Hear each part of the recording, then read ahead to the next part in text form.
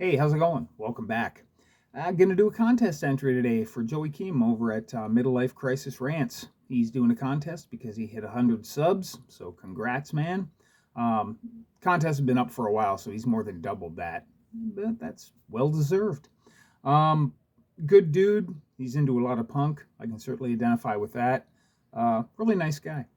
So his contest is pretty easy. He wants you to show a record or a band that might surprise people that you're into, and then he wants you to do like a short kind of evolution of your musical tastes and how you got to where you are today. Um, I've done that before, so mine's going to be an extra short evolution of my musical tastes and how I got to where I am today. But he wants it to be short anyway, so it's a win-win. All right, so we'll start her out with a record that might surprise people that I'm into. It's always kind of a weird question for me because people generally I don't think are surprised by what I'm into. But here's one that's a little more mainstreamy on the classic rock tip, a little more mainstreamy than something I might normally be into. But that would be Heart. It's mainly the hits I like, Barracuda, Magic Man, and stuff. But solid musicianship, strong vocals. Just just a good band all around. I mean, I can't celebrate their entire catalog, obviously, but it might surprise people to know that I like Heart in any capacity, especially since I don't have one. I'll also make mention of the Bangles. I like the Bangles a lot. Hazy Shade of Winter, awesome song. Originally done, of course, by Simon and Carbuncle. Don't really like that version, but this one I like. It's pretty good. All right, the musical evolution. My parents were rockers, so to speak. They liked partying. They enjoyed themselves. My mom was a huge Deep Purple fan. I heard so much Deep Purple as a child that I honestly can't believe I got out of it unscathed. But yeah, my mom favorite band Deep Purple, loved them. She was also big into Creedence Clearwater Revival. I think they're all right. I don't like them as much as Deep Purple, but she listened the shit out of this band. She also listened to stuff like Jim Croce and stuff that I'm less interested in, but whatever, her choice. My dad usually took the heavier route. My dad was huge into Black Sabbath, still is. Um, Loved it. He also a big fan of Alice Cooper. Listened to that a lot. So there. I think that's probably where I got my you know my penchant for listening to kind of heavier stuff, I guess. I would listen to a lot of radio as well at the time because I mean in the car you listen to the radio. I didn't have a choice; I was forced to. Didn't really like a lot of it. Wasn't anything that like blew my mind, but I did like the stranger side of commercial radio, and that's where stuff like the Monks came in. They were huge in Canada at the time. They got a huge push from the labels and that. It's a pretty strange band, especially for the radio at that time in the in the late '70s and whatnot. But yeah, the Monks. Whip It by Devo was real huge at the time, so of course I liked that because it was kind of strange, and I liked the hats. So yeah, Devo was pretty big for me in my formative years.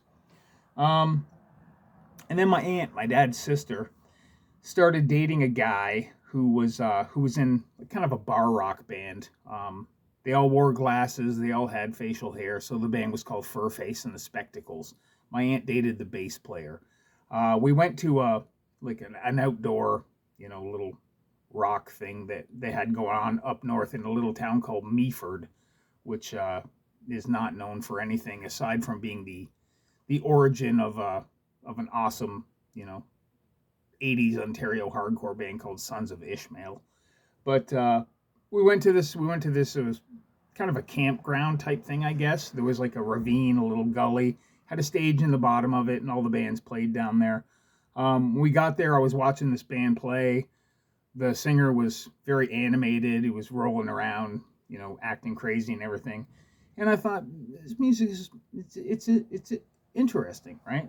So it turned out that that band was Teenage Head, Hamilton, Ontario's own. Around the time period, I'm pretty sure they would have been, playing songs from Frantic City. So yeah, Teenage Head, definitely the first punk band I ever saw. Even though I didn't know what punk was at the time, I had no concept of it. But yeah, Teenage Head. So then after that, I didn't really have anything to do with punk other than seeing stuff on TV and shows like Quincy and Chips and WKRP in Cincinnati. They all had like the token punk bands on there, and they were all very absurd and cartoonish. In my town, didn't really have a record store that stocked punk or anything like that, so I had zero exposure to it. Not that I had a lot of money to buy records anyway. But we did have a store that sold cassettes. So I got into metal. So I got into and we're talking like when I'm like 12, I got into like Motley Crue and Def Leppard and Quiet Riot and stuff, as evidenced by this photo. This me at the tender age of 12, maybe 13, with the Quiet Riot 3/4 sleeve shirt on. Oh yeah. So then I discovered, just by buying tapes based solely on the covers, because I like Shout at the Devil and shit like that. So I kind of, anything that had like a satanic overtone to it, I would pick up. And that's what led me to Slayer.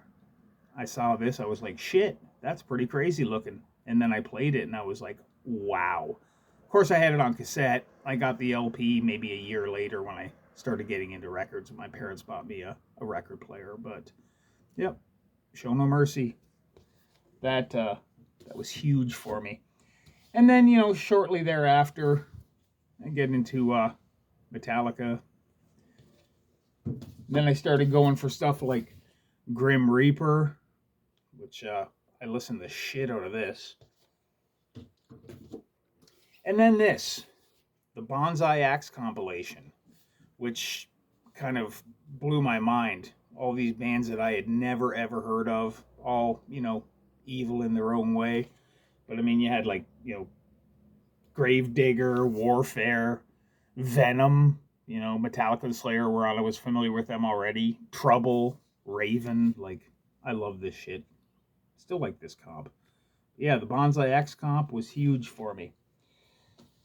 And then I got to high school, and I'd seen a bit of punk on TV, and I was liking it. One of my uncles had given me a dubbed tape that had some punk on it, had some Dead Boys and Jim Carroll, and there was like Marianne Faithfull and Velvet Underground and shit like that.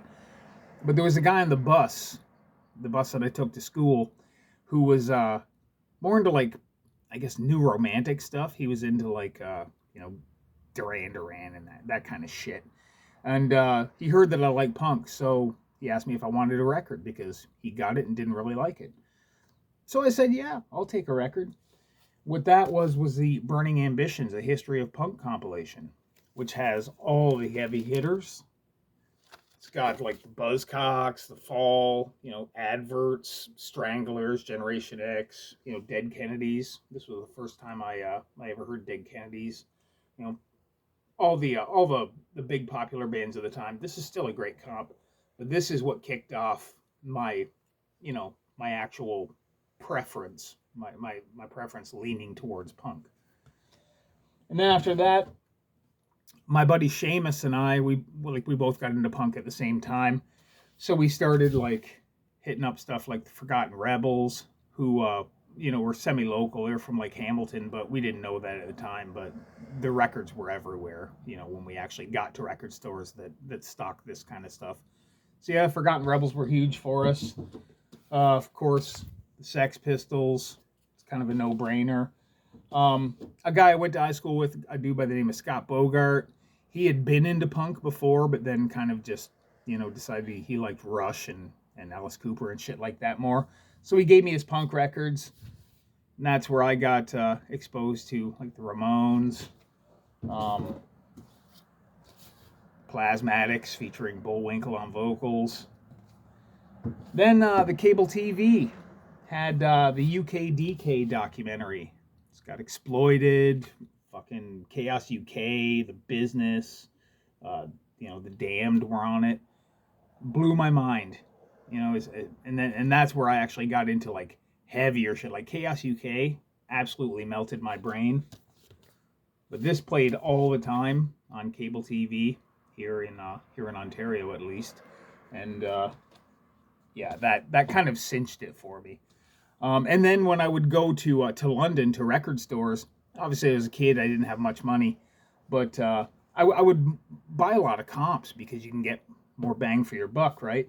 So that's where I got the Welcome to 1984 comp, which introduced me to the fact that there were bands like this all over the world, even ones that sang in languages that I couldn't understand, but I still fucking loved it.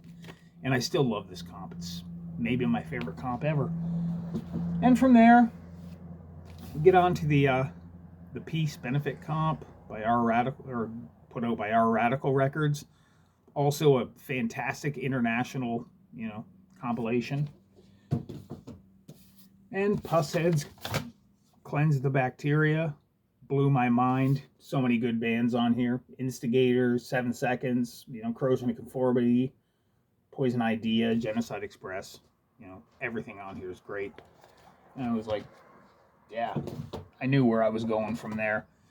And then I realized that we have local bands here. And by this time I was 14, 15. So I realized I could actually go to shows. There were all ages shows I could go to. So I started checking out local bands. The Black Donnellys were huge at that time. Ex-members of October Crisis. It's a good, solid hardcore band. Of course, this was a cassette. This is just their a vinyl version of their demo. It actually came out as 2 7-inches, but I just grabbed the one. And the other big band here at the time was SFH, Sam fucking Hain. This was a cassette as well. It's just, who was it? Yeah, Urbane Grandeur has seen fit to release it as a 12-inch. Singer for this band now, of course, is the vocalist for Razor, who a lot of people are familiar with, but kind of a crossover metal thing. Of course, I was already into metal, so it wasn't too far removed from my tastes. But yeah, SFH and Black Donnellys were huge here, along with another band called Dioxin. I don't have their LP, but they're also a metal band that were pretty huge. And then I would start seeing bands from out of town. So I would see like GBH. I would see the Asexuals from Montreal with John Kastner, who would later go on to be in the Doughboys. And I would see, Beyond Possession from Calgary, who literally blew my fucking brains out and kind of scared me at the same time. And then from there, it just kept going. It never ended. I just kept collecting records by bands that most people don't like, and that's still where I'm at today. So yeah, that's my musical evolution. So yeah, once again, congrats on these subs, man, and yeah, we'll talk to you later.